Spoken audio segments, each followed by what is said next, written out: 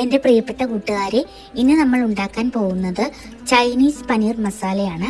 ഇതിനായി ഒരു പാൻ അടുപ്പിൽ വെച്ച് ചൂടാക്കി ഒരു ചെറിയ സവാള കനം കുറച്ച് നീളത്തിൽ അരിഞ്ഞ് അതിലേക്ക് ബട്ടർ ചേർത്ത് നന്നായി വഴറ്റുക. സവാള വഴണ്ടി വരുമ്പോൾ ഉപ്പ് നീര് ചേർത്ത് ഇളക്കുക. അതിനുശേഷം 1 സ്പൂൺ മുളക് പൊടി, 1/2 സ്പൂൺ മഞ്ഞൾപ്പൊടി ഇവ ചേർത്ത് നന്നായി ഇളക്കുക. ഇതിലേക്ക് tomato sauce 2 spoon, 1 spoon soya sauce, 3 അല്ലി വെളുത്തുള്ളി ചതച്ചതിട്ട് 1/2 കപ്പ് വെള്ളം ചേർത്ത് തിളക്കുമ്പോൾ 200 ഗ്രാം പനീർ ചേർത്ത് നന്നായി മിക്സ് ചെയ്യുക. പനീർ സോഫ്റ്റ് ആകുമ്പോൾ കുറച്ച് ഉലുവയില ചേർത്ത് വിളമ്പാവുന്നതാണ്.